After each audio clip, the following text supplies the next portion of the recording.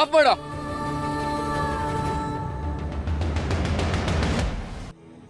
ನಿನ್ ಸಹೋದರ ಈ ತರ ಬ್ರಹ್ಮಚಾರಿನ ಮುರಿತಾನೆ ಅಂತ ನಾನು ಅನ್ಕೊಂಡಿರಲಿಲ್ಲ. ಇರ್ಲಿ, ಒಳ್ಳೆ ಹುಡುಗಿನ ಸೆಲೆಕ್ಟ್ ಮಾಡಿದ್ದಾನೆ. ಹಲೋ, ಹಿಂಗೆ ನಿಂತಿರ್ತೀಯ ಇಲ್ಲ ಮದುಮಗಳನ್ನ ಮನೆ ತುಂಬಿಸ್ಕೋತೀಯ? ನಡಿ ನಡೀರಿ.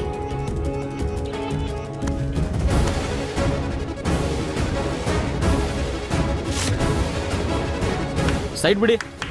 ನೀವ್ ಈ ತರ ಗೋಡೆ ತರ ನಿಂತ್ಬಿಟ್ರೆ ಅವ್ರ ಮನೆ ಒಳಗಡೆ ಹೆಂಗ್ ಹೋಗ್ತಾರೆ? ಅಯ್ಯೋ ಎಲ್ಲರೂ ನಡೀರಿ, ನಮಗೆ ಆಯ್ತು, ಆಯ್ತು. ನಮ್ಮನೇಲಿ ಇರೋದೇ ಸಾಕು. ಹೋಗಿ ಹೋಗಿ ಪ್ಲೀಸ್ ಹೋಗಿ.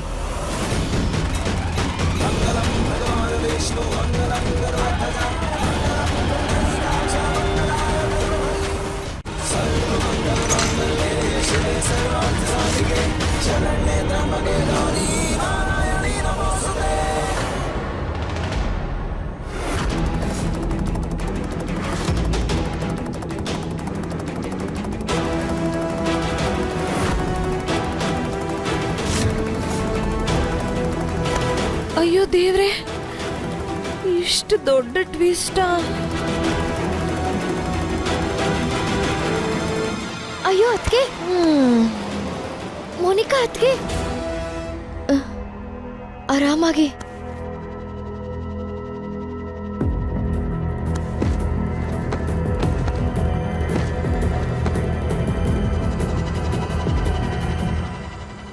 ಅಪ್ಪ ಎಲ್ಲಿ ಹೋದ್ರು?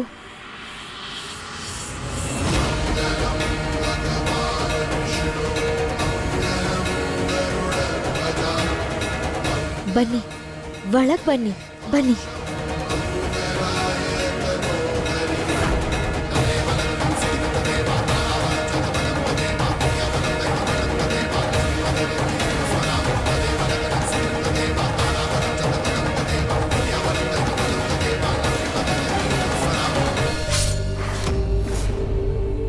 ಗ್ಲಾಸ್ ಚುಚ್ಕೊಂಡಿದೆ, ಗಾಯ ಆಗಿದೆ. ನಿಮ್ ನೋವಾಗ್ತಿಲ್ವಾ?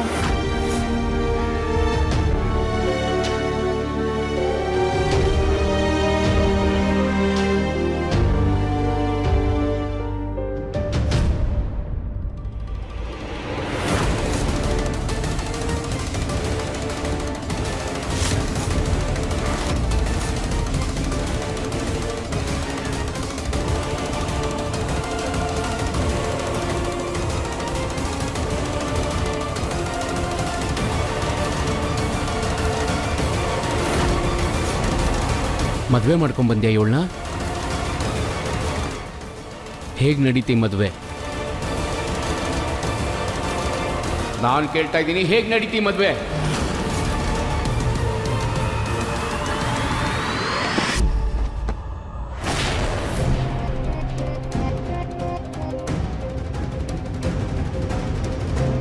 ಸತ್ಯ ಹೇಳು, ಈ ಮದುವೆಗೆ ಈ ಹುಡುಗಿದು ಒಪ್ಪಿಗೆ ಇತ್ತಾ ಇಲ್ವಾ? ಸತ್ಯನೇ ಹೇಳಬೇಕು.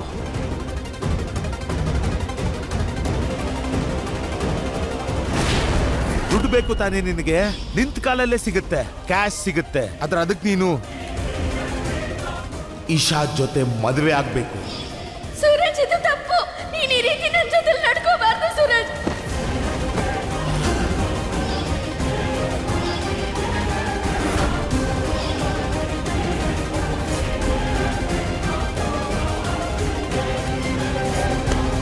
ಇಲ್ಲ,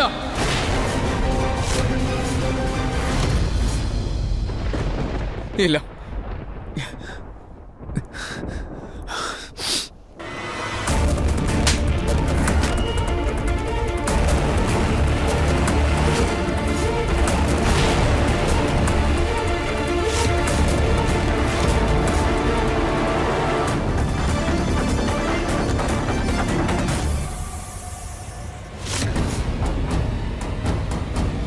ಅಂದ್ರೆ ನನ್ ಕನ್ಸ್ ಕಾಣ್ತಾ ಇರ್ಲಿಲ್ಲ.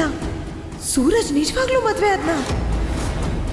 ಇನ್ನು ಎಷ್ಟು ಕೀಳ್ಮಟ್ಟ ಕೇಳಿತ್ಯಾ? ಒಂದು ಹುಡುಗಿಗೆ ಅವಳಿಗೆ ಇಷ್ಟ ಇಲ್ಲ ಅಂದ್ರೂ ಅವಳು ವಿರುದ್ಧವಾಗಿ ಮದುವೆ ಆಗೋದು ಅದರ ಅರ್ಥ ಏನು ಅಂತ ಗೊತ್ತಾ ನಿಂಗೆ? ಮರ್ತೋಗ್ಬಿಟ್ಯಾ? ನಿನಗೂ 3 ಜನ ತಂಗಿರಿದ್ದಾರೆ ಅಂತ? ನನ್ನ ಮದುವೆ ಮಾಡ್ಕೊಳ್ಳಿ ಅಂತ ಯಾರನ್ನು ಬಲವಂತ ಮಾಡಿಲ್ಲ ನಾನು. ನೀವ್ ಯಾವತ್ತು ನನ್ನ ಅರ್ಥ ಮಾಡ್ಕೊಂಡಿಲ್ಲ, ಅರ್ಥ ಮಾಡ್ಕೊಳಕ್ಕೂ ಆಗಲ್ಲ. ಇದು ನಮ್ಮಿಬ್ರು ಮಾತಲ್ಲ, ಅದು ಹುಡುಗಿಗೆ ಸಂಬಂಧಪಟ್ಟಿದ್ದು. ಯಾರಿದು? ಯಾರೀ ಹುಡುಗಿ? ಇವಳು ಯಜಮಾನ್ರ ಮಗಳು ಈಶಾ. ಯಜಮಾನ್ರು ಇವಳನ್ನ ಬೇರೆ ಯಾವುದೋ ಹುಡುಗನ ಜೊತೆ ಮದುವೆ ಮಾಡ್ಸೋಕೆ ನೋಡಿದ್ರು. ಆದರೆ ಇವಳು ಯಜಮಾನ್ರ ವಿರುದ್ಧ ತಿರುಗಿ ನಿಂತಲು ಮತ್ತೆ ಆ ಸಂಬಂಧ ಮುರ್ಕೊಂಡ್ಲು. ಅದಕ್ಕೆ ಶಿಕ್ಷೆ ಅಂತ ಹೇಳಿ ಯಜಮಾನ್ರು ಅವಳು ನನ್ನ ಜೊತೆ ಮದುವೆ ಮಾಡಿಸಿದ್ರು. ಅಬ್ಬಾ, ಅವ್ರು ಮದುವೆ ಮಾಡ್ಕೊಂಡ್ರು, ನೀನು ಒಪ್ಕೊಂಬಿಟ್ಟೆ. ಹಾ, ಯಜಮಾನ್ರ ವಿರುದ್ಧ ಮಾತಾಡೋದಕ್ಕೆ ನನಗೆ ಮನ್ಸಾಗ್ಲಿಲ್ಲ. ಅದು ಅಲ್ಲದೆ ತಾಯಮ್ಮನ ಆಪರೇಷನ್ಗೆ ಬೇಕಾಗಿದ್ದ 10 ಲಕ್ಷ ದುಡ್ಡನ್ನ ಈ ಮದುವೆ ಆದ್ರೆ ಕೊಡ್ತೀನಿ ಅಂತ ಯಜಮಾನ್ರು ಹೇಳಿದ್ರು ನನಗೆ. ಅದಕ್ಕೆ ಆದೆ. ಹಾಗಾದ್ರೆ ದುಡ್ಡುಗೋಸ್ಕರ ಒಂದು ಅಮಾಯಕ ಹುಡುಗಿ ಜೀವನದಲ್ಲಿ ಆಟ ಆಡ್ತೀಯ ನೀನು? ಈ ಮನೆ ಮರ್ಯಾದೆನ ಮುಂಚೆನೆ ಹರಾಜಾಕ್ಬಿಟ್ಟಿದ್ಯಾ ನೀನು. ನಿನ್ ಪಾಪದ ಹಣ ಬೇಕಾಗಿರ್ಲಿಲ್ಲ ನನಗೆ. ಇದಕ್ಕಿಂತ ಕೀಳ್ ಕೆಲಸ ಮಾಡಲ್ಲ, ಮತ್ತೆ ತಲೆ ತಗ್ಸೋ ಹಾಗೆ ಮಾಡಲ್ಲ ಅನ್ನೋ ಅಷ್ಟರೊಳಗೆ ಇನ್ನೊಂದೇನೋ ಸಮಸ್ಯೆ ತಂದು ಮುಂದೆ ನಿಲ್ಸಿರ್ತೀಯ. ಇವತ್ತು ಅತಿ ಆಯ್ತು, ಎಲ್ಲ ಮೀರ್ಬಿಟ್ಟೆ. ಒಂದು ಹುಡುಗಿ ಜೀವನದಲ್ಲಿ ಆಟ ಆಡಿದೆ. ಅಯ್ಯೋ ನೋಡು, ಗುಲಾಬ್ ಸಿಂಗ್ ಗುಲಾಮ ಆಗಿದ್ದಕ್ಕೆ ನೀನು ಎಂಥ ಕೀಳ್ಮಟ್ಟಕ್ಕೆ ಇಳಿದ್ಬಿಟ್ಟೆ. ಇನ್ನು ಮುಂದೆ ನೀನು ಯಾರಿಗೂ ಮಗನೂ ಅಲ್ಲ, ಯಾರಿಗೂ ಅಣ್ಣನೂ ಅಲ್ಲ.